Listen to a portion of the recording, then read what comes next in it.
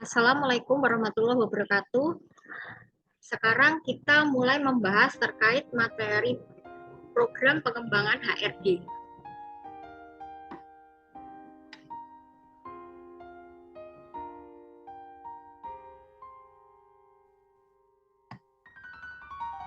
Apa itu HRD?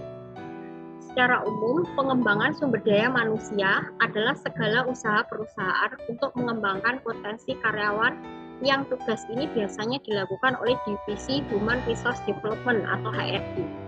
Sebutan pengembangan sumber daya manusia pertama kali digunakan pada tahun 1969 yang mengacu pada pelatihan, pendidikan, dan pengembangan tenaga kerja. Tujuannya adalah untuk menjembatani kesenjangan antara pendidikan tingkat sekolah dan kebutuhan di tempat kerja. Pengembangan sumber daya manusia, program pengembangan sumber daya manusia atau Human Resource Development Program merujuk pada rencana organisasi untuk membantu karyawan mengembangkan kemampuan, keterampilan, dan pengetahuan mereka. Sebagai hasilnya, proses ini meningkatkan efisiensi organisasi. Secara umum, pengembangan sumber daya manusia sendiri memastikan keefektifan dan kemajuan karyawan individu, departemen, kolektif, dan organisasi itu sendiri.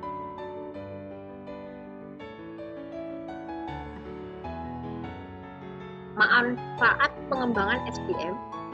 Yang pertama, menciptakan suasana kerja yang syarat akan pembelajaran, membantu karyawan menemukan potensi terbaik dalam dirinya, mengembangkan kompetensi karyawan baik kemampuan teknis maupun non-teknis, meningkatkan produktivitas individu maupun tim, mengurangi tingkat turnover dan absensi karyawan, meningkatkan kualitas produk atau jasa yang ditawarkan, kemudian meningkatkan komitmen karyawan terhadap perusahaan.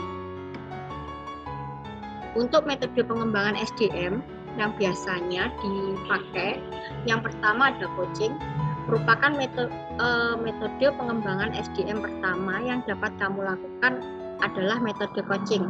Caranya, perusahaan akan menunjuk staf senior untuk membimbing karyawan lain yang belum memiliki banyak skill.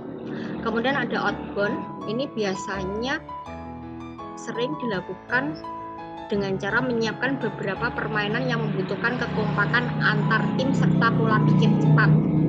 Kegiatan ini tentunya akan membuat karyawan semakin mengenal satu sama lain, berbagi ide, relasi, kolaborasi, serta menggairahkan kembali semangat kerja mereka. Kemudian ada lagi rotasi kerja yang memberikan ruang bagi karyawan untuk merasakan bekerja pada divisi lain. Bukan tanpa sebab, metode yang satu ini bertujuan untuk memberikan pengalaman dan pembelajaran bagi karyawan di luar tanggung jawab mereka yang sifatnya hanya sementara. Selanjutnya ada mentoring. Ini mirip dengan coaching. Mentoring merupakan kegiatan pendampingan yang tujuannya mentransfer ilmu dari karyawan yang telah berpengalaman ke karyawan yang belum memiliki banyak pengalaman. Kemudian ada on the job training atau biasa dikenal dengan OJT, merupakan kegiatan yang mengacu pada pelatihan untuk karyawan perusahaan. Metode ini cukup populer bagi perusahaan yang tidak memiliki waktu untuk melatih keterampilan tertentu pada karyawannya. Kemudian ada pelatihan atau training. Metode ini merupakan metode yang sering digunakan. Misalnya apabila ada teknologi baru yang bisa mengefisienkan pekerjaan karyawan, maka perusahaan akan melakukan pelatihan supaya karyawan terampil dan akrab dengan teknologi tersebut. Kemudian ada pendidikan formal maupun non-formal. Tujuannya untuk karyawan yang belum memenuhi kualifikasi pendidikan yang dibutuhkan perusahaan. Misalnya, di perusahaan tertentu mempunyai aturan bahwa karyawan harus bergelar sarjana. Untuk itu, perusahaan memberikan fasilitas pendidikan formal untuk karyawan melanjutkan pendidikan yang belum bergelar sarjana. Kemudian ada perencanaan karir. Ini biasanya perusahaan memberikan kesempatan bagi karyawan untuk menentukan rencana karir yang mereka inginkan. Mirip dengan metode rotasi kerja sebenarnya, namun di sini perusahaan memberikan keleluasaan bagi karyawan apabila ingin mengeksplor kemampuan di divisi lain. Kemudian yang ke-9, 360 degree feedback. Selain KPI dan OKR, Untuk mengukur keberhasilan perusahaan atau individu dapat dilakukan melalui pemberian feedback secara 360 derajat. Tujuan dari feedback ini adalah untuk memetakan hal-hal yang menjadi hambatan selama proses kerja, serta mengevaluasi sikap karyawan berdasarkan evaluasi karyawan lain. Selanjutnya ada diskusi dan aktivitas kelompok. Kegiatan ini dilakukan dengan menginisiasi kegiatan-kegiatan informal seperti diskusi maupun aktivitas kelompok lainnya. Perusahaan dapat membentuk kelompok kecil berdasarkan minat pengembangan karir yang diinginkan karyawan. Kemudian ada lagi simulasi. Di sini dapat meningkatkan keterampilan dasar dalam dua komponen penting pengembangan manajemen, yaitu pengambilan keputusan dan kolaborasi serta manajemen perubahan. Kemudian ada uji kompetensi. Di sini tujuannya adalah untuk mengetahui kualitas karyawan selama bekerja di perusahaan tersebut. Perusahaan bisa melakukan uji kompetensi yang mereka selenggarakan sendiri maupun yang diselenggarakan oleh Badan Nasional Sertifikasi Profesi atau BNSP. Kemudian ada komponen utama program HRD. Komponen utama program HRD sendiri merupakan program HRD yang sukses mencakup berbagai komponen yang bekerja sama untuk mendorong pertumbuhan dan perkembangan karyawan. Meliputi yang pertama ada pelatihan dan pengembangan yang menawarkan program pelatihan yang ditargetkan untuk meningkatkan keterampilan dan pengetahuan khusus pekerjaan karyawan. Kemudian ada pengembangan karir, memberikan peluang untuk pertumbuhan karir seperti pendampingan, rotasi pekerjaan, dan perencanaan suksesi. Kemudian ada manajemen kinerja, menetapkan tujuan kinerja yang jelas, mekanisme umpan balik yang teratur, dan sistem penilaian kinerja. Kemudian ada manajemen bakat, mengidentifikasi dan membina karyawan berpotensi besar untuk mempersiapkan mereka memainkan peran kepemimpinan. Kemudian ada pembelajaran dan manajemen pengetahuan, mempromosikan pembelajaran berkelanjutan dan berbagi pengetahuan melalui platform e-learning, bidang pengetahuan maupun alat kolaboratif lainnya. Kemudian ada keterlibatan karyawan, mendorong keterlibatan, partisipasi, dan pengakuan karyawan untuk menumbuhkan lingkungan kerja yang positif.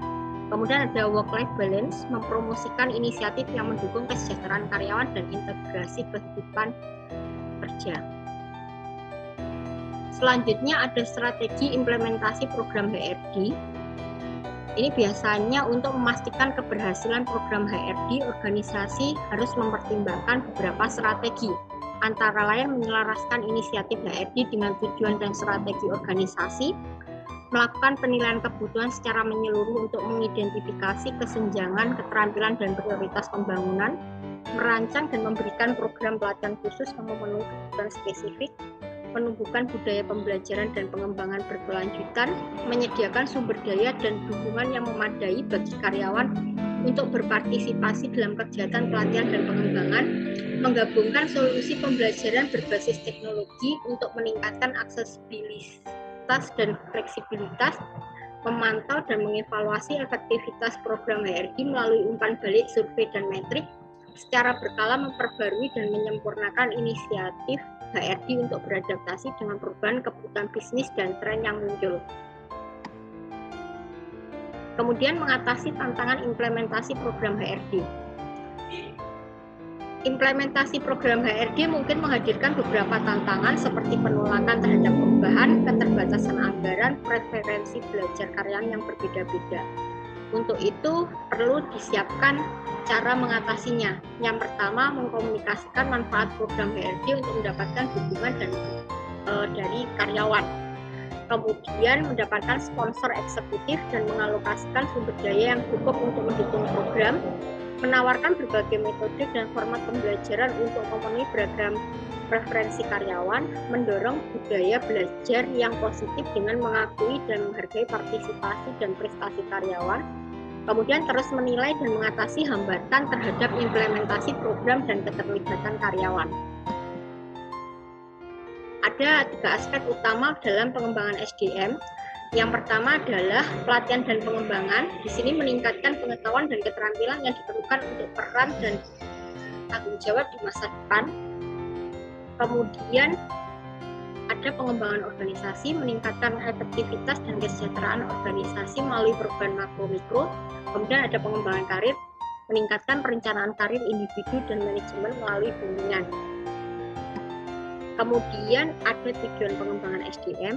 Yang pertama, meningkatkan produktivitas kerja. Jadi melalui pelatihan dan pengembangan ini diharapkan pegawai dapat meningkatkan keterampilan dan pengetahuan yang relevan dengan pekerjaan mereka. Kemudian meningkatkan efisiensi tenaga, waktu, dan bahan baku. Di sini diharapkan dengan kegiatan ini nantinya mereka dapat bekerja lebih efisien dalam penggunaan tenaga, waktu, dan bahan baku. Kemudian ada lagi mengurangi tingkat kecelakaan pegawai. Diharapkan dengan cara seperti ini, pengetahuan dan keterampilan untuk mengurangi risiko kecelakaan dan cedera di tempat kerja akan berkurang. Kemudian meningkatkan pelayanan yang lebih baik.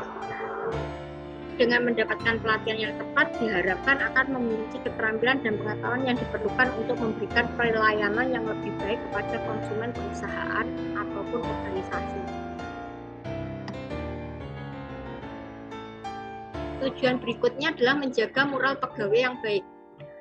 Di sini diharapkan dengan cara ini memberikan rasa dihargai dan diakui yang berkontribusi pada meningkatnya moral dan motivasi pegawai. Kemudian meningkatkan karir pegawai. Dengan program ini nanti diharapkan memberikan kesempatan bagi pegawai untuk mengembangkan keterampilan dan pengetahuan yang dibutuhkan untuk kemajuan karir. Kemudian yang terakhir, meningkatkan kecakapan manajerial pegawai. Diharapkan dapat membantu pegawai yang memiliki peran kepemimpinan atau tanggung jawab manajerial untuk mengembangkan keterampilan manajemen yang efektif. Selanjutnya ada keuntungan pelatihan dan pengembangan pegawai. Yang pertama, mendorong pencapaian pengembangan diri pegawai. Di sini mereka dapat meningkatkan pengetahuan, keterampilan, dan kompetensi yang relevan dengan pekerjaan mereka. Kemudian memberikan kesempatan berkembang dan masa depan karir, yakni diharapkan nanti dapat mengembangkan visi dan rencana masa depan karir mereka. Kemudian membantu menangani konflik ketegangan.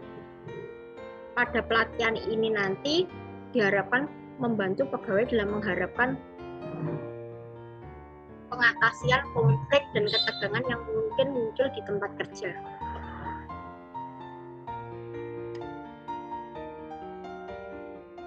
Selanjutnya adalah meningkatkan kepuasan dan prestasi kerja. Dengan memiliki kesempatan untuk pengembangan diri, pegawai merasa dihargai dan diakui atas kontribusi mereka.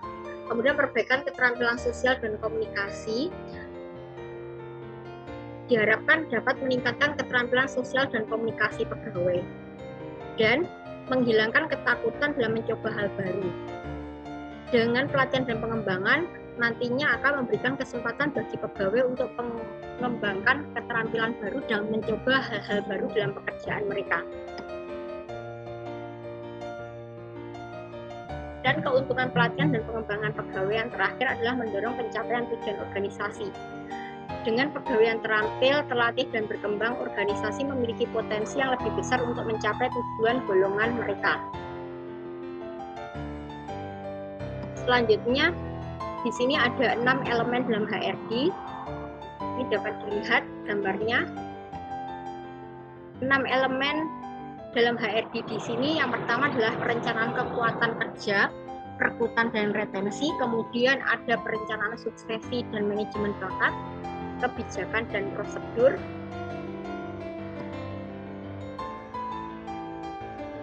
kemudian ada sistem manajemen kinerja, program kompensasi dan manfaat, kemudian yang terakhir ada brand perusahaan dan keterlibatan karyawan. Terima kasih, semoga bermanfaat. Demikian perkuliahan kali ini. Kurang lebihnya saya mohon maaf. Akhirul kalam, wabillahi taufiq wal hidayah. Wassalamualaikum warahmatullahi wabarakatuh.